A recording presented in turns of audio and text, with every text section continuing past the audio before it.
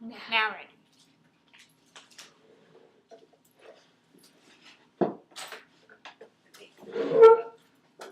See what happened? Who here has ever sent a text while driving? It's okay to be honest now. Come on, raise your hands. Okay. Raise your hands. Come on. Did you know that in 2011, 23% of crashes were due to cell phone usage? According to Edgar Schneider and Associates, that's about 1.3 million crashes in that year alone. Can you imagine how many lives we could save if we all get informed and stop texting while on the road? Many people don't think it's a big deal because it hasn't personally impacted them yet. What will it take to get people to stop texting while on the road? Is it going to have to be because you lost a friend, a relative, or a loved one? That could and would stop you from texting while on the road. If we all stopped texting while driving, then we wouldn't have to suffer the hardship. Answering a text takes your attention away for about 5 seconds. That is enough time to travel the length of a football field. If you can travel that far in such a little amount of time, then just imagine the damage that you could do yourself, another driver, or a pedestrian. Is it worth putting innocent bystanders' lives at risk for the sake of answering a meaningless text?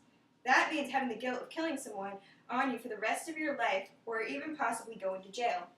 Studies have found that texting while driving causes a 400% increase in time with your eyes spent off the road. Imagine this scenario. You're driving down the road just to go to the store to pick up a few things.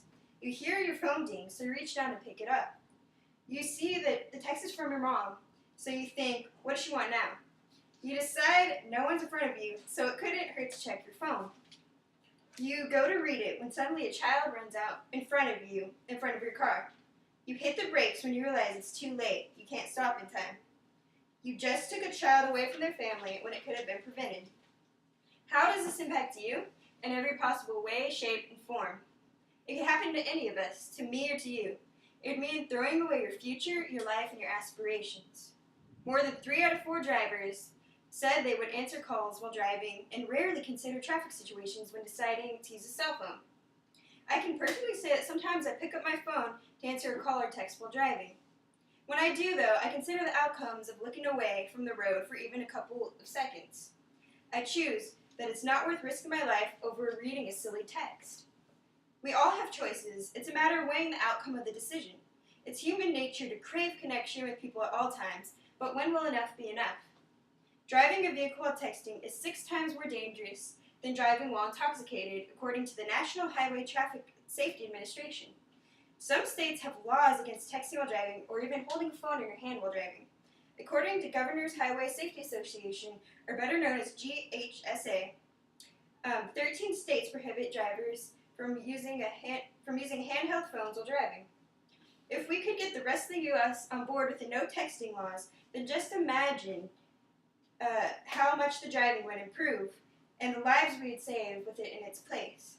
Washington was the first state to pass a texting ban in 2007.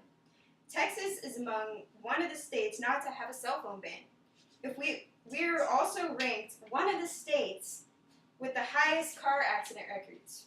Texas. A majority of respondents support laws that ban texting on cell phones, texting, or emailing while driving. 80% support a ban on text messaging. 80% support a ban on emailing, and 75% of people believe that it should apply to all drivers, not just teens. People need structure. People crave structure. People need laws enforced to stop texting while on the road. There's a law enforced that you can't use a cell phone while driving past the school zone. Oftentimes, many police officers lurk around these areas, patrolling, making sure no one is using the phone.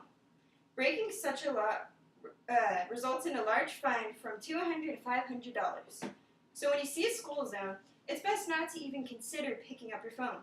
You save your well-earned money if you just follow the laws and raise awareness about it. If we all stop texting while driving, raise awareness about the issue, and enforce laws against texting and driving, then we can and will save lives in the long run.